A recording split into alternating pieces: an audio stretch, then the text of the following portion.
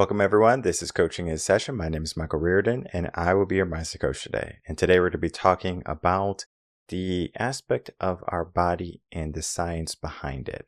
Because we have talked about the mind, we have talked about the concept of wellness, we have talked about how we can push ourselves, the alignment of us, getting our health back to where it needs to be. But have we looked at the science yet? And I have had doctors come on, talk about their work, specific issues with health, fitness, etc. But today we're going to take a deeper dive into the notes of who we are as a human, as we are as a being. It is linked to mindset. It is linked to you trying to live your best life. But yet, even if you know this information, it doesn't guarantee you're going to take action. Some people are just people who are hoping and wishing for something good to come their way, but yet they don't realize that they are the key component if they are going to make that a reality. Today is not only going to be the presentation of who you can become, the encouragement or encourager for you to say, you know what, I'm going to look into this, I'm going to take action, I'm not going to stay where I am. So if you're ready to get your best body, your best mind, and be in the best health of your life, you're not going to want to miss this episode with my guest, Daniel Tausan.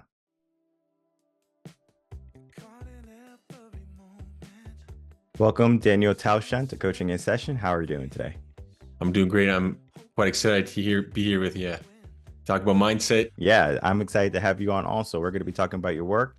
You are a personal research scientist and you help people with their bodies and their mind grow into their best health. And this is some of the most critical information that we need in our world today, because you probably heard of the word misinformation used before. And I can't tell you how much misinformation is going on with your health, your fitness, and it's just being touted as this is what you need to do if you want to see results. But there is a science to getting healthy mind, a healthy body, and yet many people are unaware of that. But today we're going to be talking about that. In your own words, can you tell the world who you are, what you do, and how you help? My name's Daniel, and I've been interested in what the hell's going on planet Earth. What are we doing here? I think as kids, we all have that question in us early on, and then somewhere along the lines, we get wrapped up and busy and forget that mystery about, what it means to be here. And I studied the cell. I figured out that we are multicellular beings. Somewhere around 70 trillion cells compose what we are. And it is a two-part in terms of health to understand really what's going on. One, there's the cellular aspect, and then the physiological correspondence. And so that's really where I come in. Help people remember that when you have to take care of all the cells and how they cooperate in order for you to get you, which is that point of awareness that gets to experience life. If any aspect is a little bit out of alignment, it's going to take away from your ability to be able to focus, to be able to enjoy and have that blissful experience. It's a bit of the reassessing what people have taken on as beliefs. I think a term that's used quite often is limiting beliefs, but they can be beliefs that can quite get you to grow in a really wrong direction, right? There is a certain biology we must respect in order to have health, right? We don't get to do anything we like, but within certain contexts, we can offset for our, let's say, our vices or the things that, the sugars or the alcohol or the other kind of components, which we want to engage in. And so what does that look like? What does that mean? Where's our health going to end up? What's the trajectory going to be if we know how to use it respectfully or if we abuse it? Well, let's begin to break down and get straight into the critical components, right? Let's separate it cellular and physical. What is that? Is it just like your anatomy, your genetics, or is it something that we are in control of? So maybe the first part is something that we're not in control of. Maybe we are. And the second part is maybe something we're in control of and maybe it's not. If you could, just kind of walk us through those two different sections. Yeah, absolutely. So the you that's in control of it is a little bit of a trick in the language because there's a limitation in what you at the moment can't control, but you can set your outcomes for the future. So though you can't control it instantly, you can make it so that if you do the proper things within a certain amount of time, you're going to get the outcomes that you want. So in a way, the control is a different one. really context specific. But we have one genome. Every single cell in your body, even though we have 70 trillion, has the exact same genome. It's how the cell uses the genome that ends up making it a liver cell, pancreatic cell, intestinal cell, heart cell, lung cell, bone cell, blood vessel cell, perivascular cell, and the list goes on. And so there's about 200 cell types that comprise the body. And it is imperative that we understand that they don't all age the exact same rate, because we all put ourselves in different contexts. We might be a miner, one might be a lumberjack, one might be in the kitchen, one might be in a factory, one in a steel mill. We're all in these different spots. And so we're going to acquire these different, call it burdens or challenges in which we have to navigate life's, what life throws at us. The way that all those cells work together ends up being that physiological function, the lung function, the liver function, the contracting your muscles, the bronchioles in your lungs from constricting and dilating. And so for health, one of the easiest and simple and most important factors for our health is how do we maintain the pressures within our different chambers, right? Cranium, the head, lungs, the pleural cavity, or the abdominal peritoneal cavities. Those are our three major chambers in which we maintain pressure.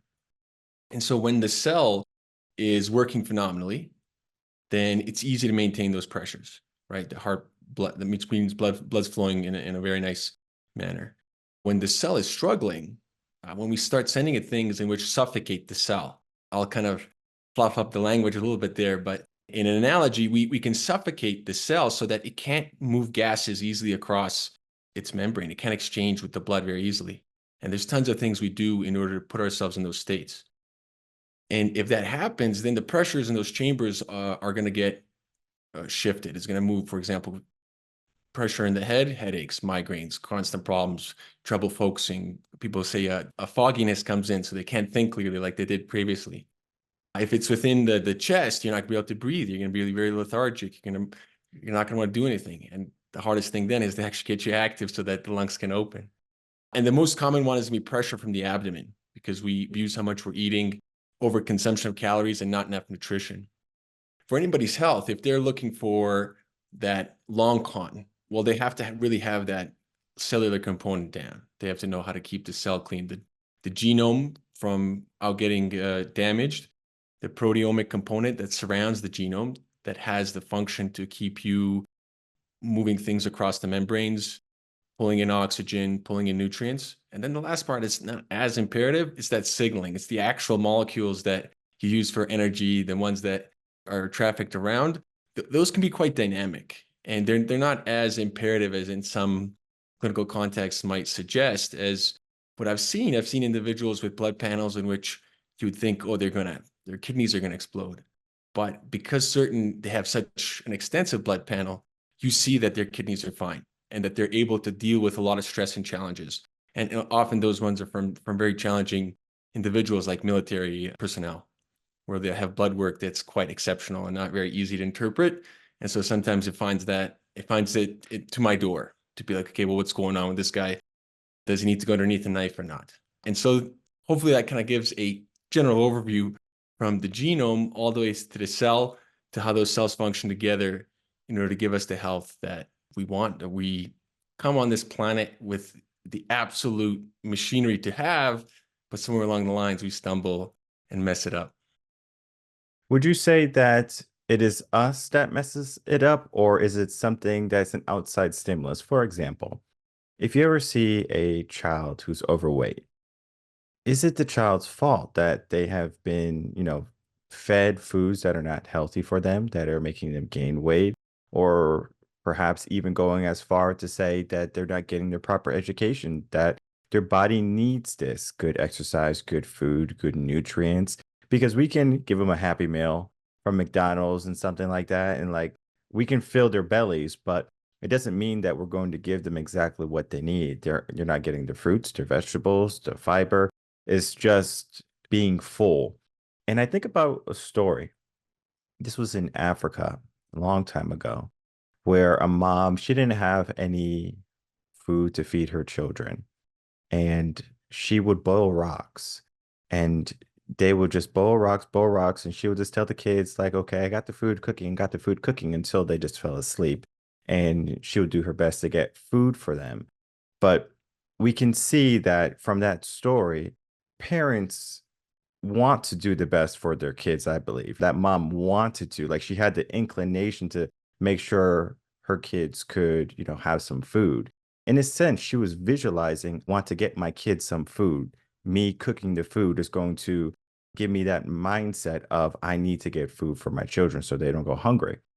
In a sense, we as adults now, millennials are probably like the leading authority in parents right now. Like they spend 71% more time with their children. You know what they do? And this is no fault of their own. They have a mindset that they say, I want to give my kid the life that I never had. That mom who was bowling rocks, her kids are going to say, I don't want to have to struggle with food and my kids anymore. If my kid is hungry, I'm going to make sure they eat. But it doesn't matter about the food now. It's just as long as they have food. You want McDonald's? Sure, I'll get it for you. You want Burger King? Sure, I'll get it for you. You want Chick-fil-A? You want Chipotle? You want pizza? I'll get it for you. So we are pushing off the blame now on our parents, say, so mom and dad couldn't do it. So I'm trying to elevate. But the way we elevate is almost of ignorance. We are not giving our children the best nutrients that they can have, even though they were given everything that they needed to be self sufficient and to evolve into the best possible person they can be. And as you said, somewhere along the line, things go amok. Do you think it's the lack of education or is the lack of direction from the parent and maybe even of society as a whole? That's a very good question. And then I think speaks to the magnitude of how much the social aspect of our lives really shapes our health. And I see that within the individuals that I work with, that their social context is the biggest predictor of their long-term health. So out of all the aspects, the sleep, the way that they have their social circle is by far the most important thing, whether I know that they'll be, in a higher risk of a stroke or heart attack, or whether they're going to be quite okay to taken care of. And we can think of a very silly but simple example. You have a brother, and that brother is, very much so into taking care of his little brother. So little bro's like, oh, let's go get some McDonald's, and then big bro won't let him. It's like, nah, man, we're not gonna eat that stuff. Let's go home. I'll make some beans. I'll do something simple. Let's get some real food in us, because big bro knows. The young kid has now got his life set, right? The most important years of your life is those years where you're developing, you're manifesting your structure, you're deciding how your stem cells are going to be shaped for the rest of your life, right? As an adult, you have adult stem cells in different compartments of your body. I was lucky to have a really good brother. And what he did was he really put an emphasis on the physical and mental prowess at a young age. So at age 14, I started lifting weights. And there was this, there's still a stigma to this day, but I don't hear it as much because I'm in different circles of, oh, if you lift weights at a young age, it's going to stunt your growth. I'm the tallest in my family by far. If anything, the science would actually suggest otherwise, where as your long bones grow, they have a thing called an epiphyseal plate, which is this growing piece of cartilage that solidifies into bone. And if you actually stress it, if you put a little tension, acute loading across it, it actually gets it to grow bigger. That social context on a bigger scale is absolutely what I mean by we mess it up along the way. Marketing looks like science. It's not science. It's like Halloween. It's dressed up as science. And it's trying to tell you, oh, this is healthy, this is not. And that's something to be very careful of, is the fashion in science and the way it's presented. And I see this as possibly a massive failure from the educational system, or from people's, I would say, interest along the way while they're getting educated, to really pick up the basics of science. And most people I talk to that have absolutely no education have the most intuitive answer for it. So let me throw it your way, Michael, there. What does science mean to you? Science is the study of things or concepts that they can prove or disprove. And it could be the science of medicine, it could be the science of how someone works out, how the body moves. So there's a systematic approach to it. However, today science means whatever I tell you. It's kind of backwards from understanding, like we live in a fact-based world, but like many people, they live in this delusion where they think that I can eat McDonald's 5 days out of the weekend. If I have a salad one day, I'll be okay, right? I'm doing what I'm supposed to, right? I'm eating my greens, but they're not seeing how much harm is being caused. So science has been fluffed up and watered down recently. So it has been something where we have evolved, and it's a technology in a sense where we get better. Think of our lifespan. It was going up and up and up, and now all of a sudden it's going down. I'm not sure where the science is in that, but that's the reality. There is the social context that we have to look at too when we're trying to move in a direction toward better health. And there's a famous saying. They say, if you show me your friends, I'll show you your future. And that is so true, because we can look at what's happening in the world right now, and high levels of obesity, high levels of depression and anxiety. The science should be able to show you, hey, if this is happening, what is the fix? How do we fix it? Yet, it's almost like we know the science, we know the answer, but yet we don't stop. It's like you are in a car and you're going 100 miles an hour and you see a wall on the road and you just say, okay, I'm going to go faster. I'm going to make it through the wall. You're not going to make it through the wall. You're going to crash. And that is what science is today.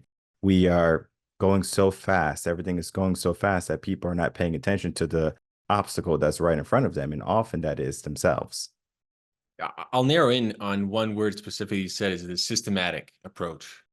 And that is exactly what science is supposed to be, a enterprise in which whatever you're interested in is going to get built out into a knowledge base systematically, so that you can come back to it and have confidence, not that it's proven to be right, but that it's sufficient to explain however far you've managed to do the work. And what I mean by that is that science never tells you definitively something is yes or no. I mean, the yes and no's are obvious. The sun rises. Okay, you got to move past that. It provides a provisional explanation, right? A temporary explanation for the moment. And this is the idea of science is constantly built upon. If you have quality science, and this is where I kind of run into a little bit of philosophical conundrum of if something is pretends to be science, but it isn't, or it looks like it, but it doesn't really have any scientific merit in it. Is it still science? Do we say that's poor science? Do we say that's not science at all? And is this a lack of our ability to be able to discern what is and what isn't science? And so it's very simple how I've broken it down in terms of helping people have call it a framework to navigate belief structures. And it's very simple. First is you have to have an observation that you can talk about. And this is also, if you're ever with a healthcare professional or any kind of professional, this is the easiest way to ask the questions, because the questions, they don't really change across the fields. It's just the techniques do, the specifics do. But it's what are you observing? Okay. And when you observe it, you must take the world and transform it into a world of symbols. You're doing a process called characterization. You're making characters so that after we pass, we can leave that information in terms of a text or some kind of iconography for next individuals. And they can pick up and they would still get the same ballpark of where we left for them. You get a knowledge base from having proper observations. So this is the first way to ask questions. Well, how do you know what you know? What are you observing? How are you characterizing it? In that sense, you need a detection system. So for the human being, we're a very complicated detection system, but we can make it simpler where you use a photo tube to detect light, or you use, a speedometer to detect speed, right? So you're using technology in order to be able to do this process of detecting something that is a stimulus or some kind of event. So that's the first and most important aspect of science. And it can stop there. You interested in the mushrooms that are growing in your forest, the mosses or the ferns? That's it. You're going to go observe it. You're going to characterize it. You're going to put it down and you're done. There isn't the next step. The next step is the tedious step that everyone wants done, but no one really wants to do it, is the measurements. You need measurements. You need controls. If you don't have a control, your measurements are useless. Like, hey, you're positive for a virus. Here's your blood test. Hey, if you don't have a control value, it's just noise. You really have no predictive value from that measurement. And this is the biggest part of science. When you become very successful scientists, what's funny is you have other people do the science and you just look at the graphs they make, and then all of a sudden you're confident in it. But if you're the guy who's producing the graph, oh man, there's all this tension and anxiety of, hey, did you count the right, did you set it perfectly? If you're counting cells under a microscope, was your slide too thick? Did you look in the right spot? Was it a fair comparison? Whereas everyone else is just happy that the work has been done and they have something to go off of. And so that's the second part of science, is you have to have some type of measurements. That's the easiest thing to ask a professional. It's like, well, how are you going to measure this? Where are you going to compare it to? Are you comparing me to me? Or are you comparing me to somebody else? Or are you comparing me to an 80-year-old that has Alzheimer's, Parkinson's, right? Like, who are we comparing to? And you have to be very careful. And as they say in different, scientific circles, apples to apples, oranges to oranges. You can't compare opposite fruits. And so in the last aspect, so that's pretty much the massive part of science. Observe, measure, and then you have to make a guess. And it's okay to be wrong, but you have to have some type of predictive value from what you're doing. That's sort of the goal to science, if there is one. There's this enterprising, systematic approach to be able to have information so people can rely on, hey, I have something to access and I can build off of this. I can innovate. And I guess, for example, 100 years ago, people drew lactic acid from the blood and they guessed, oh, hey, this could be making people sore. That was wrong. It's hydrocarbons in different aspects and muscle tears that cause the soreness. Lactic acid doesn't. We figured that out years later. But the science still sits from 100 years ago. The science is the concentration value of lactic acid they pulled. Where did they pull it from? The leg. What was the demographic? How old was the demographic? That's the science there that helps us navigate today's challenges. We can compare our lactic acid values to men from 100 years ago. And that's pretty useful. There might not be no changes, but hey, that's something else we know. We know there's no changes in lactic acid from very fit individuals. This is something so basic. And sometimes when individuals have distanced themselves from, I would say, the mainstream conversations, their, call it intuition, works phenomenally. And their intuition and science go hand in hand. What they know, what they act on, what they speak in this intuitive process of what we do in order to be able to demystify the world for ourselves. The world's full of magic. And then once it's not magic anymore, it's science. To me, this has been a kind of an alarming aspect because I have really successful, smart individuals get caught with some very basic mental tropes where their mindset has shifted towards something in which is what I'd say an insoluble problem. It doesn't matter what you do, you're never going to solve this problem. And another way to say it is a vicious circle they get stuck in. This is a big part of what I've also enjoyed doing is this detective work of, okay, someone has, let's say, a disease. Now, this is my personal belief. I speculate on this, is that if someone has acquired a disease throughout their life that ultimately has some basis in a belief that has led them astray. And if we can figure out what that belief is, we can find the course for regeneration, for healing. And there's certain principles for regeneration that work regardless of whether we fully iron out what got them into that problem. But sometimes it's pretty easy to figure out what got them there. I have this almost eerie feeling that diseases or the problems of today, they have some context, whether it's a lot harder for scientifically delve into, for example, at the emotional basis. That's one part where I've been quite working as to up my game, is to understand the emotions that people are either not able or not able to move through their body and how that might account for what's going on in them, right? Arthritis or Crohn's or, sleeping disorders, insomnias. What is it that an emotional state, which is sitting in their body, that's causing havoc? For some people, they'd be like, oh, emotions and stuff, that's, no way. But I think it's very easy to get into this page of understanding that it's a very real physiology, very real biology, because take a look at someone who's in a fear state. Take a look at their blood. Can you measure something that's going to be in their blood when someone's in a fear state?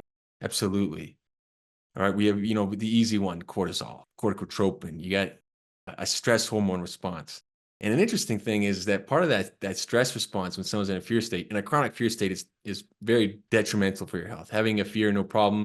As long as that fear does your life, you move on, you recognize it, it's an emotion that passes. But when it's in a chronic state, you can see how the blood changes. Well, how's that work for the other emotions then? Can other emotions also cause similar problems? If fear is the smoking gun, the easy one, these other emotions are, I think, key to also helping unravel aspects of an individual's health. Something I'm interested in, but obviously I don't have a handbook or a clear guide. It's something that I simply call it play with like a tennis match with whoever's with me to try and figure out what it is, right? Kind of open the floor, open the dialogue, no judgment, or let's say judgment, but no animosity, no hate, only for the idea that we're trying to move something in terms of building you to a person where you're able to experience bliss, right? Getting you back to the bliss factory that we all can be. There's a mindset now that might come up where if we can see the levels in our blood, like the cortisol rising or, fear, if we know that our body can fluctuate in that regard, can we control our body in that regard? So, for example, instead of me using that fear to stand still, I can use that fear as momentum. We can look at some of the most trained individuals in the world, Navy SEALs, for an example. When they are about to bust down a door, right? The adrenaline is kicking, right? Fear is there, of course. But they have learned methods to utilize that fear, that momentum, that adrenaline, and use it to enhance themselves. So now they're able to operate at a higher efficiency than they would just going to the grocery store. Do you see that people can control these things with training, or is it something that it depends on the individual and their background? I think most people can train it. That's the beautiful thing, Asma. It's just a matter of desire, volition, intention. How bad do they really want it? I think most people don't want to be a Navy SEAL, but even for the regular individual, the biggest way to control the mind is to control the breath. And once something has come to a point of awareness, that's almost like that, what they have for the alcoholics, AA. The first step is admittance or acceptance, or to acknowledge that you have an issue. The same comes with any of these physiological responses. The first point is to have awareness that it's happening to you. Once you come to that point, it's up to the individual how to find the strategy that's going to work for them to be able to shift it, because we have different ways of soothing the soul. And in a very simple sense, maybe for some individuals they act like call it like a negative style, where they want to pull something towards themselves, while someone else positive style, they want things to go outwards. And so if it's something like, let's say, a stress response to a work scenario, or let's take the Navy SEALs one as an example. I think for the vast majority of them, they can have an acceptance that they might die. And you say, okay, it might happen. That's fine. I'm not going to dwell on it. Move forward. And that acceptance is key then, not to have that physiological response anymore, right? You let go of the fear of death. And now on a very much more practical scale, for let's say the office workers or for individual teachers and the bus drivers.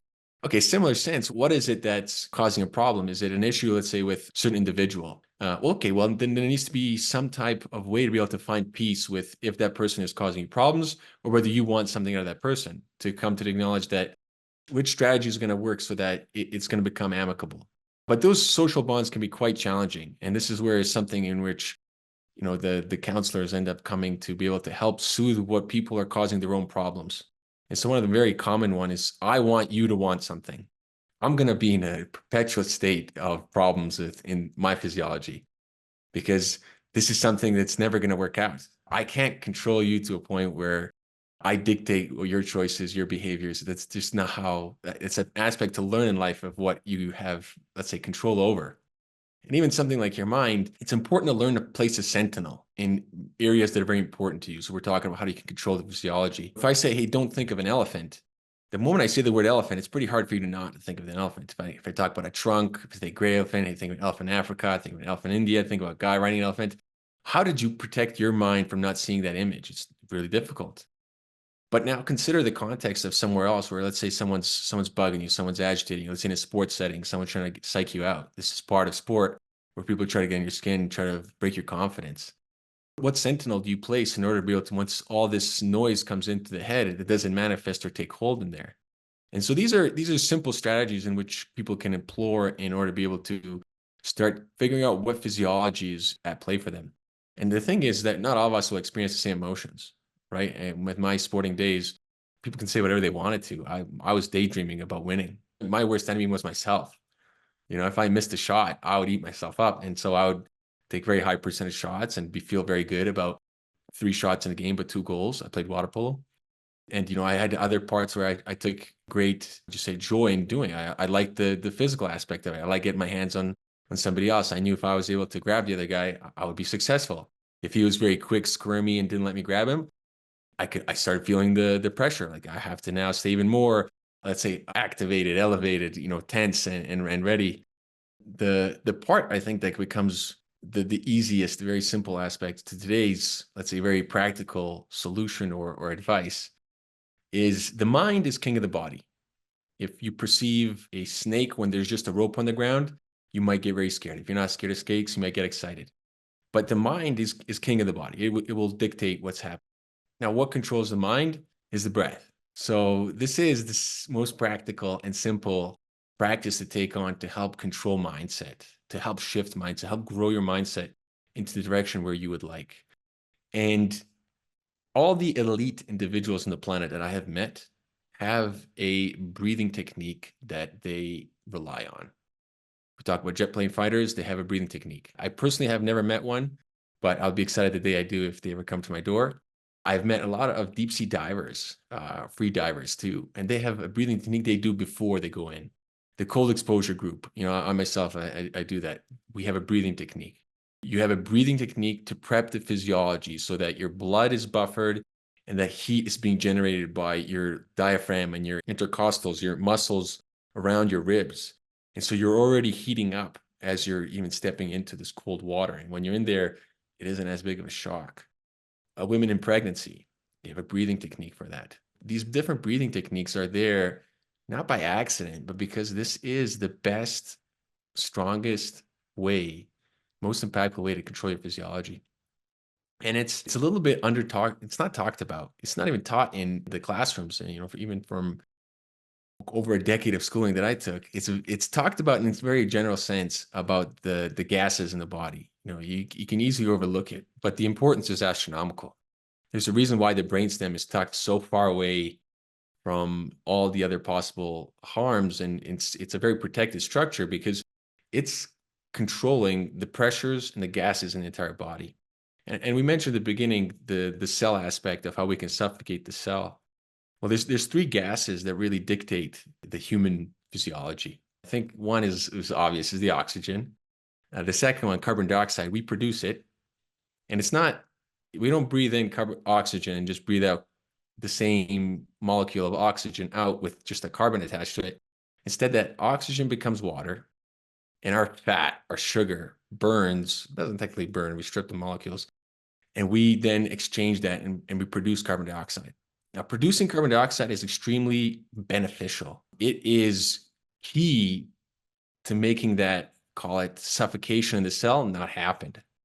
So as we engage in exercise, as we do these breathing techniques, what we actually do is we bring up the level of carbon dioxide within the cell. And this is extremely beneficial because it almost acts like a little gas can that sprays really high pressure gas to clean up, let's say the stove or really hard to reach places, small electronics. It's this pressure of carbon dioxide that helps bump out the third gas that can be quite problematic, which is nitric oxide. Now, nitric oxide is not intended to be a vasodilator. But in today's context of our lifestyles, what we see is that it is very prevalent and very easy to release. Now, nitric oxide is supposed to activate the immune system. It's supposed to make it so that when there is an invasion, let's say a massive cut, and now there's microbes that have entered, broken through the barrier, nitric oxide controls immune cells. But if it's chronically being released because of metabolic problems, now metabolic problems come from very simply what we eat, when we eat. Did we eat right before bed? That's going to start suffocating that cell. That nitric oxide is going to be released. It's going to go to the part where the cell where we like to breathe. And this is where that carbon dioxide plays a role, where it bumps out the nitric oxide. So those are the three gases that really dictate, the human physiology. And we can go incredibly deep into their impacts in different aspects of health. But just bringing it to the back of why breathing, why that very simple aspect of coming to a point of finding some breathing exercise that you're going to participate in, whether it's, hey, this is necessary in order for me to survive deep sea or jet plane. I think a few of us will ever experience that. But very simply, it's like, hey, this is here to help control, one, my stress response, two, so that I can finally relax, which is something that we don't do well today's age. We think we do, but our rest and digest part of our nervous system, our parasympathetic nervous system, doesn't activate often. And because it doesn't, it actually keeps us in a state in which pushes us more towards problems with our health. And this is where I kind of alluded to, like, we're in a world where we have so much, we have difficulty even having that sensation, that feedback from what our body's telling us, and knowing how to be able to engage in it. And so the refrigerator is, a big culprit. How easy it is to get access to food. The technology today is another one in which I myself find it a challenge to put it down, to not be engaged constantly. And that all plays a role into how active that part of the nervous system is, which then is going to play a role into the way the body uses the gases, which is going to drive the metabolic conditions. And there is no greater effect that you can take for your health and physiology than to pick up some type of breathing routine, breathing exercise, where you treat it like, instead of going to the gym and pumping iron, instead of going to the tracks to run or treadmill or cycling, taking breathing on as an exercise will give you the most bang for your buck, right? You're not going to have gigantic muscles. You might not have that security in terms of muscular endurance later on in life. But because you have built out this practice of breathing, the cellular component will be taken care of. And if the cellular program is taken care of, you can push it to 90 pretty well, even though, let's say, you might not be so nimble. You won't be able to do backflips or handstands. You'll be there at 90 and you'll be cognitively present. That's just one of the simple ones in which, can help control the physiology. But I think it all starts there. It all starts with that body-mind connection, and the breath helps engage that body-mind connection. And I do have to say that this has been extremely informational for the listeners, the audience, because, they know the things that are touted because, people who are listening to the podcast are definitely into personal development, self-help. So they probably have heard these things. But now to have what's happening in the body, what's happening in the mind, what they can do about it, the terms, all of these things are going to just give it a like another piece to the puzzles that they can incorporate, or they don't have to incorporate it, but it just enhances the immersion because how deep do you want to go? Some people don't want to go so deep. Some people want to stay in surface level. Some people want to be told what to do. I have clients say, Michael, just tell me what to do. I go, no, I'm not doing that. We just need to see what you need to do. Okay. Because we're not looking at what is going to give me a feeling of they're making progress. I'm happy for them, but then you're miserable because you're not living the life that's true to you. What works for you, right? And as you were saying, right, like maybe you're not competitive. Maybe you don't want to be a Navy SEAL. Maybe you don't want to exercise, right? But it all is going to go back to the foundation. Whether you don't want to do it or you want to do it, you're going to breathe. Understanding that, the power behind it, getting your mind in tune is going to maybe be a great place to begin. And listening to the episode again and just learning all the nuances of what's going on in your body and how we can be deceived in a sense that if we're trying to enhance ourselves, it's not a fad thing that we need to be looking at. Oh, we need to do keto. Oh, we need to do paleo. Oh, we need to do P90X. Yes, those can be beneficial, but I've seen it fail more than it succeed. And the common factor for someone succeeding and them failing is if they want it. And you have to ask yourself, if you want something in life, you're going to work for it. And if you don't want it, you're just going to, pass it to the wayside. And in life, you have to take it by the reins and say that I want to go in this direction. Many people are suffering, not because their life is suffering, it's because they choose it. We have to get out of that mindset, get out of this belief that we can't change our circumstance. Your circumstance is it's not just where you are, it's where you stay. So if you want to stay there, hey, by all means, I'm not here to pretend you're a horse and bring you to water and force you to drink it. You get to make a choice right now.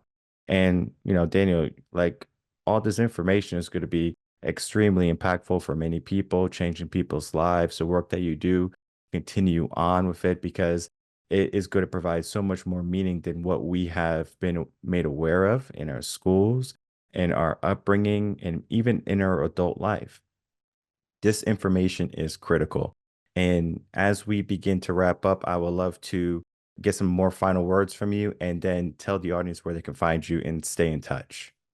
Yeah, I mean, for final words, I would say, humanity is is at a precipice. There's this divergent point we're at right now, and there's a lot in front of us. Technology, experimental drugs.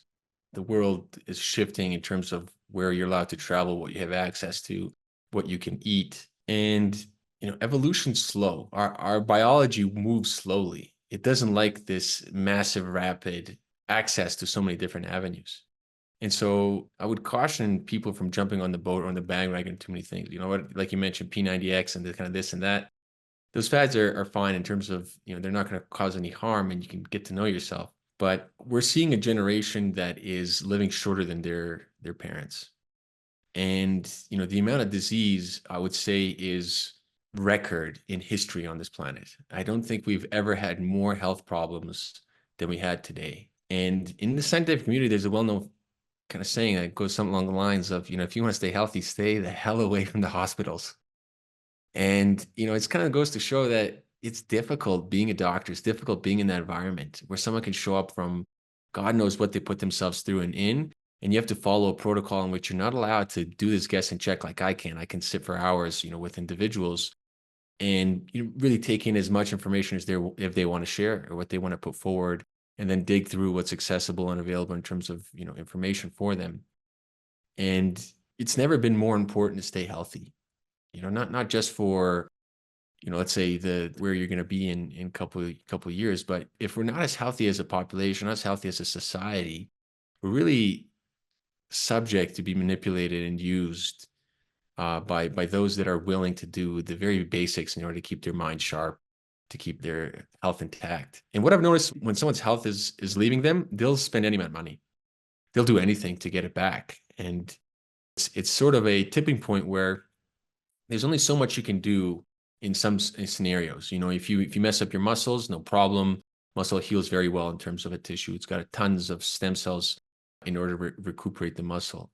But if you do something that damages your heart's got no stem cells. There's nothing that really turns over and makes a new myocardiocyte. And so this is something to keep in the back of the mind. And I think the older generations had a very cautious approach to things. And I would bring that caution back. I would bring the curiosity and the caution back, because as cool as it is of all the technologies that we're putting forward, their turnaround rate is massive. And this isn't to say don't engage in things. I don't tell you exactly how to live life, but if you come in looking for my assistance, I'm here to help you navigate in whatever you choose, to know the consequences and to be able to know where your timeline is going. That's the whole point of my company, is called Timeline Sciences. We all share the same timeline. You get to decide where yours goes. And I'm here to help you chart it out so you get the best outcomes. There's a certain biology in which I have spent years of my life creating databases and understanding and trying to find how you can get predictions based off of some very basic things. Even if something doesn't have a very fancy blood test or blood panel, we can still use what's free and available in terms of the physiological data, like the lung function, like resting heart rate, like max heart rate, in order to be able to gauge whether something is going to do well or not.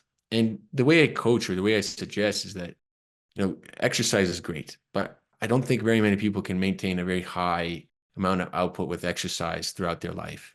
Often what happens is they might be great for a few years and then injury happens. What I do recommend is, if we think of a year, I break down years into 4 quarters, is that somewhere within, let's say for the 40-year-old, the 50-year-old, there has to be a point where you put some amount of time, some effort in to build a base if you haven't. And if you've built a base, okay, coming back to that later in life to be able to refine it or maintain it.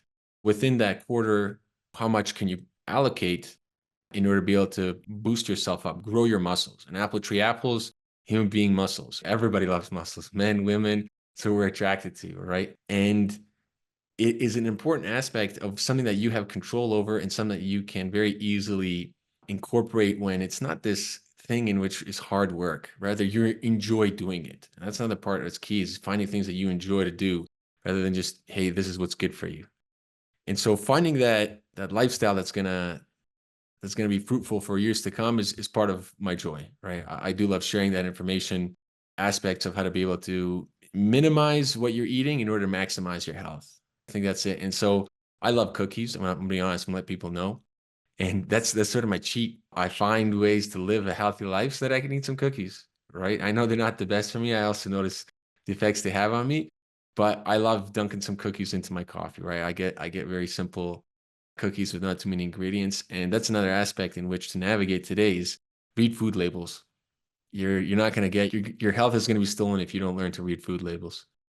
And so if you'd like to hear more from me, you can find me at Timeline Sciences. I'm on X or Twitter. Timeline Sciences again. My name is Daniel. If you message me, I'm more than happy to connect with you and put you on and chart out your way for health and happiness. Perfect. And I'll make it easy for everyone. Toss those links in the description box so people can just follow you, learn more about what you're doing, stay in tune for all the wonderful things that you have in store for the world. Because as we continue to go, more people are going to become more aligned to looking at their health. Right now, they might not be truly paying attention to their health and their physical fitness, their mind. It might just be something that they're hoping to delegate to someone else, an outside factor, circumstance, whatever it be. But there's going to come a point, and I know it will happen, that people are going to start to pay attention. And when they do, they're going to need coaches like yourself, Daniel, to help them along the way, to assist them, to guide them, to be that beacon of hope, because people are going to lose hope. They're going to say that there's no way out, but there is a way. And I encourage everyone, like I said, check out the links in the description box below and begin that journey now before you hit that trauma, before you hit that wall. Don't wait for something bad to happen. Do it when everything is still good. So I want to thank you so much, Daniel, for coming on, spending some time, and talking about your work. All right, everyone. I'd like to thank you so much for tuning into that episode with Daniel and myself. He was able to give us so much information, a wealth of information. And I mean, like, you have to share this episode with your friends, your family, whoever. This should be a staple in every classroom. And it's not that the podcast itself is meant for the classroom, because sometimes we have people who swear and stuff like that. It's more of an understanding that there's so much more to education than the books you read, than the curriculum, than what your teachers or your parents teach you. There's a vast world beyond our view, and yet many people, they stay exactly where they are. They stay stuck. Maybe you're one of them, and I'm not pointing a finger at you, laughing at you. I'm just trying to help you understand that you don't have to stay there. You know how many people stay in their hometown? Like literally, if you're born in Seattle, you will live your whole life in Seattle. Maybe you go on a cruise, maybe you go on a trip or something, but that's it. But you stay in Seattle your whole life. Not saying that Seattle's not a nice place, but what I am trying to just present is that there is so much more abundance in life and in the world. And if we're not paying attention to it, how do we know we don't have it? Because we can see what we don't have and say, you know what, it would be nice to have it, but then do we have the action to get there? One of my favorite quotes from Kanye West, and I know some people don't like Kanye, and this is not even about liking him or not liking him. He says something so powerful or impactful that money, like just the idea of money, not having money is everything, but if you have it is nothing. Now he says it a little bit more eloquently. He says, having money is not everything, not having it is. So when you look at it in those regards, that we can look at something and we can say, oh man, it would be nice to have a strong mindset. It would be real nice to have a good life. It would be real nice to have someone who loved me or someone who would cherish me. And I mean, you can go down the road of all the things that you want and all the things that you would like, and for all the concepts and the beliefs that you would like to have instilled in other people. But the reality is, many of the things that you have been told have been a lie. You have been told that you can just go out and live your life in a YOLO type mindset and there's no repercussions. There's a correlation to what's happening in our society, and it's happening so smoothly that we don't even see this is happening unless we pay attention. because the cycle is supposed to be that if we are in a bad place, then we should be in a better place, or the next generation should be in a better place. However, the cycle does not do that. The cycle is I'm in a good place, now they're going to be in a bad place. How can we change it? And it is an education, it is an understanding, it is a belief, it is a mindset. And one of the things that I think about, and I can see this firsthand with my family, is how my great grandmother, I mean, we went on trips and she was walking around. She was doing everything, and she didn't get Alzheimer's until she was like late 80s, 90s. It wasn't even that bad. But then, toward the end, it got pretty bad, like the last couple of 4 years or something like that. The reality is, her mom lived to like 103. My great grandmother lived to 99. And we can look at her daughter, my grandmother. She already has Alzheimer's. She is nowhere even close to that 99 mark. Now, we can, of course, have that aspect of prayer, have that aspect of going to live a long and healthy life. But the reality is the onset of Alzheimer's kicked in a lot sooner for her than it did for her mother. This is not to say that, Alzheimer's is just one of those random diseases like cancer. This is something that has some level of prediction. What happened is when she retired and she didn't have any more, I guess you can say, obligations or responsibilities, that's when she started to deteriorate a lot sooner, a lot quicker. But then for my great grandmother, we can give her the aspect of she had a responsibility, a role to raise us, my brother, my sister, and myself. This was something that was thrown onto her. After school, we were dropped off at her house. It was her responsibility to make sure that we were fed, that we were clean, and that we were safe. I'm sure she didn't sign up for it, but it gave her many, many wonderful years. It gave her more years. And then we can look at what's happening in the generations to come.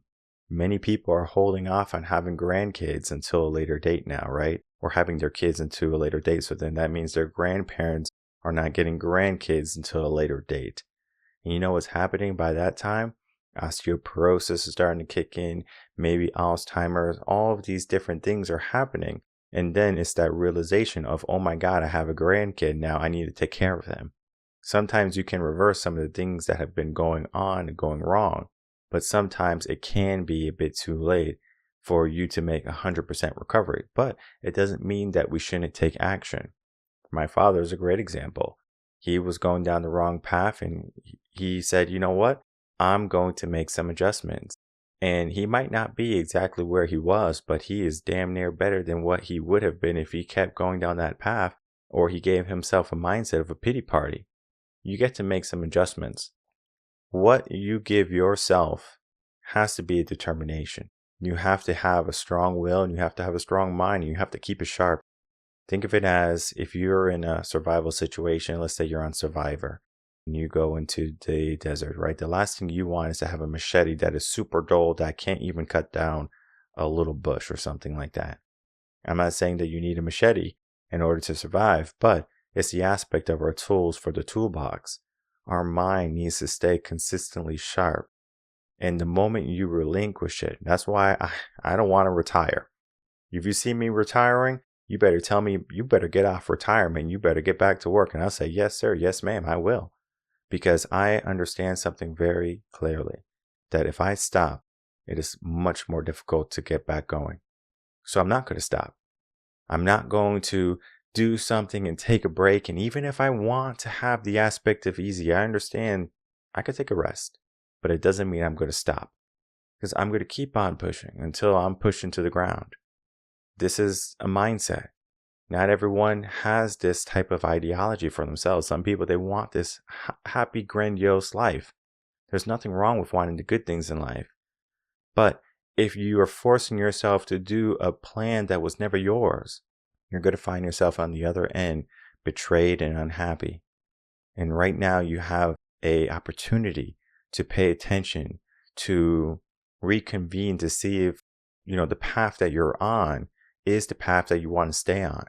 And if it's not, again, check out the links in the description box below. Reach out to Daniel or myself.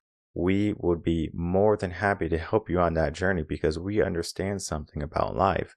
And that is we are in control of ourself, our body, our mind to a degree that can give us many more years than if we just kind of followed every single day, and every single day was just another day, and every single week was just another week and month and year. We have to continually make progress. So if you're ready to make some progress, if you're ready to get back on the horse per se, if you're ready to understand your capabilities maybe again or for the first time, we are here to support you along that way because the journey that you're going to be going on is going to lead to your best physical, best mental, and your overall total body and mind state that you're going to say, what have I been doing? Why have I been waiting for so long? It's just that you have not been told it yet. But this is me telling you that it's there, ready for the taking. It is there, ready for you to accept it.